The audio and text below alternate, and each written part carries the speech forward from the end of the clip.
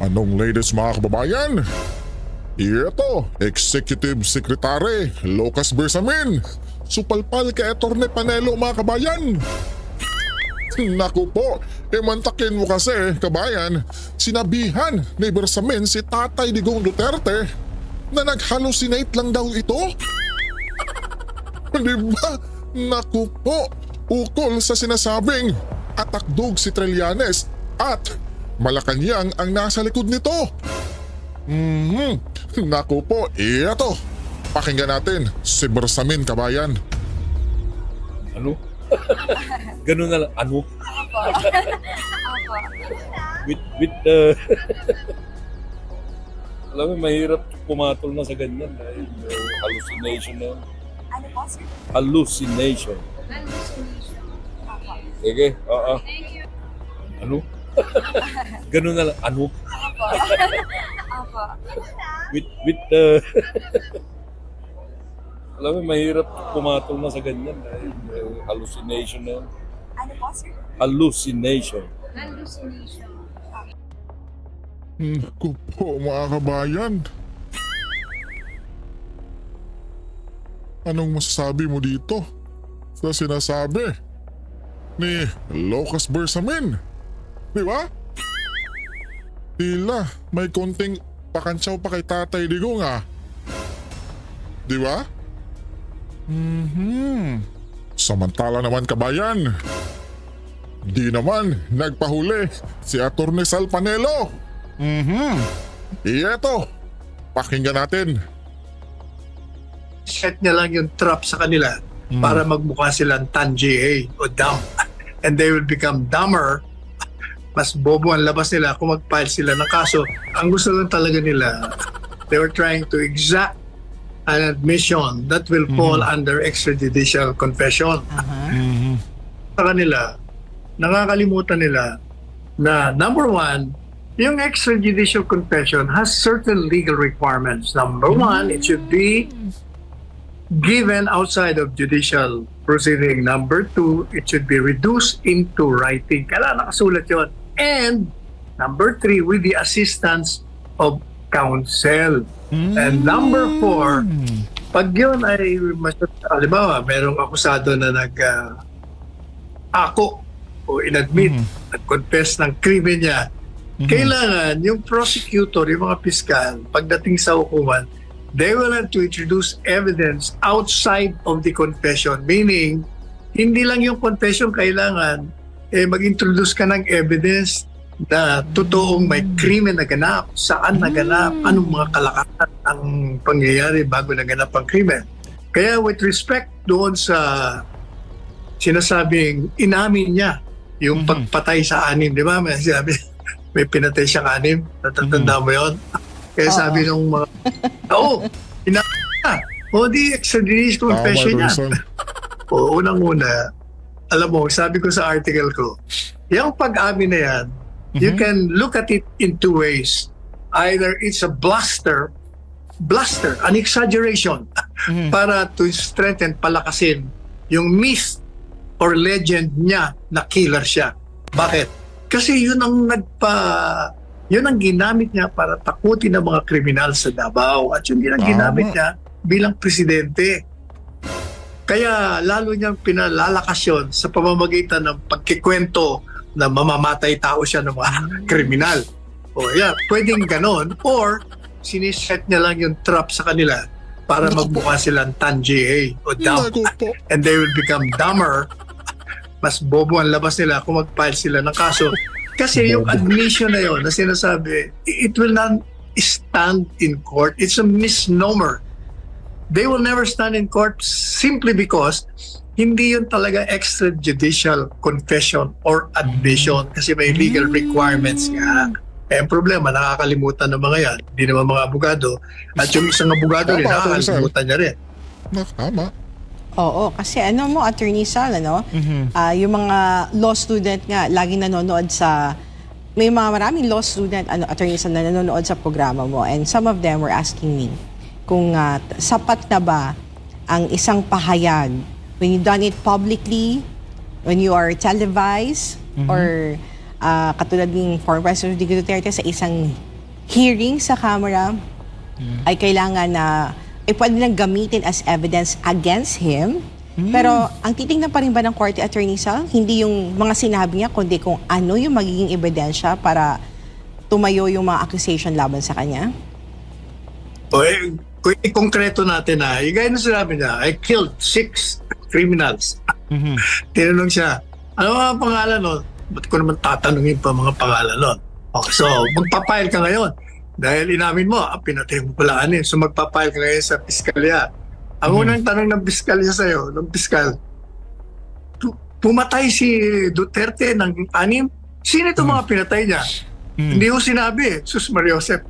Hindi sabi ng piskal, sira pala ulo niyo eh. Paano ko naman ito uusigin? Wala naman palang pangalan eh. Hindi ko alam kung sino ba itong mga tao ito. Kasi kailangan nga, maliban doon sa inako mo, kailangan ipakita mo ron, sino ba yung mga pinatay? Kailan ba pinatay yan? Saan ba nangyari yan? Baka wala pa akong jurisdiction niya kung totoo ba. Kailangan malaman natin ang mga kalakaran surrounding the murders. Otherwise, ano mangyayari? Useless. Naku po mga babayan, no? Di ba? Oh, ano ngayon? Quadcom. Locas Bersamin. Sir, Executive Secretary. Di ba? Samantala mga kabayan, pakinggan naman natin itong si Sir Badong Aratiles Vlog, kabayan. Ukol sa sinasabi ni Bersamin na nag-hallucinate lang si Tatay Digong. Iyato, pakinggan natin. Okay, punta na po tayo rito kay Bersamin. Yung sinabi po ni Bersamin na, eto po, tinanong po siya dahil siya yung ES di ba? Ano po masasabi niyo na sinabi po ni Pangulong Duterte na si Trillanes po ay kaya niya tinitira yung mga Duterte, kaya niya binabanatan dahil BBM back. Tinawanan lang po. Dito pala nagmana si BBM eh. Pag hindi makasagot, tumatawa lang. Halusinasyon lang daw po yan ni Tatay Digong. Alam niyo po, Chief Justice Bersamin, mawalang galang na po. Yung sinasabi niyo nag-hallucinate, 14 hours yun sinalang. Wala po kami nakita na taranta, wala po kami nakita na ano siya, naandap sa pagsagot. Tama. Napakatino po, no? Tama. Ng mga kasagutan kahit po pinagod nila, kahit po pinikon nila. Kami po nauunawaan namin kung bakit niya sinabi, no?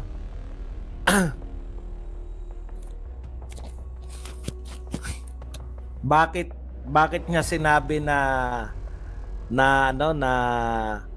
si Trillanes ay BBM back? Ang ganda ng paliwanag ni Tatay Digong, di ba? Wala namang pera yan. Magastos po yung magkaso ka na magkaso kung kani-kanino. Ikalawa, yung paninira na yan, nakakapagtaka talaga eh. Sino po ba makikinabang pag nasiraan yung ano? Kung hindi po inaalaw ni BBM yan, may ibang puwersa sa Malacanang na nag-aalaw niyan. Alam nyo kung si Tatay Digong, kaya niya po sinasabi, marami po sa atin nagtataka. Maski po ang kausap niya si Panelo nung sinabi niya yan, di ba? Maski po si Panelo, sabi niya, baka naman hindi si BBM. Kasi ang pananaw ni Pangulong Duterte, Pangulo siya eh. Naging Pangulo siya eh. Siya yung pinakamakapangyarihan eh. Si Tatay Digong yung pinakamakapangyarihan sa Malacanang. Hindi siya pwede magturo ng iba. Pinagpapalagay niya na ganun si BBM. Pwedeng hindi taman talaga. Pwedeng si BBM talaga ay na-overpower ng ibang kapangyarihan dyan sa Malacanang. Hindi talaga siya yung most powerful dyan. Pero pinagpapalagay ni Tatay Digong, binibigay niya yung respeto bilang sino magbaback up dyan? Sino ba kalaban ng mga Duterte? Tama, kabayan. Sino ba kumakalaban sa mga Duterte? Kung si Martin lang, na-overpower siya ni Martin. Totoo naman eh. Biruin mo, Quadcom, kanino ba yan? Kay Martin. Siyempre. Pag wala bang basbas yung Pangulo, kaya ni Martin na magsagawa niyan? Kaya nagagawa ni Martin yan, basbas din yan. Siyempre, Naku po, no? kung si Martin ang susunod, di ba? Malaking bagay po sa Marcos na yung susunod na pangulo ay kaibigan, kamag-anak o kaalyado nila. Kasi naranasan na nila yan. Nung nawala sila sa pwesto, katakot-takot na kaso ang inabot nila. Naku po. Nung panahon ni Cory. Mhm. Ngayon na lang natapos mga kaso ng mga yan eh. Nung nakaupo na si Marcos. O ang tanong, makakaulit pa ba sila sa Malacanang? Yun. Ako totoo yun. Katakot-takot Yun. na kaso. Ang abutin uli ng mga Marcos sa tindi ng ginagawa nyo ngayon. Ang tanong yan, kabayan, kung si Marcos Jr. na naman yung ipapatawag sa House, ay, naku po, panigurado, kabayan, no? Nga ata. Di ba? Ang Tama. tindi naman talaga eh. Biruin nyo yan. Yan na lang, yung flood control na yan. Puta, hindi nyo sinisilip yan ngayon. Kailan namin sisilipin yan? Ayaw nyong imbestigahan ngayon. Ayaw nyong itama. Pag wala na kayo sa pwesto, sisilipin at sisilipin yan. Yun. Katulad ng ginawa nyo kay Tatay Digong, wala nga pagnanakaw na wala kayong masilipan. Tama. Yan yung problema nyo pag walang continuity.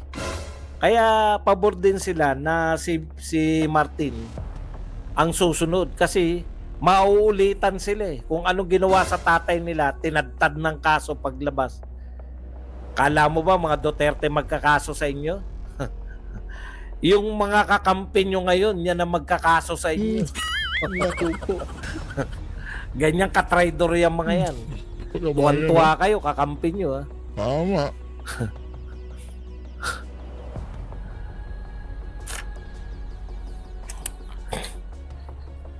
Okay. Ano pa ba?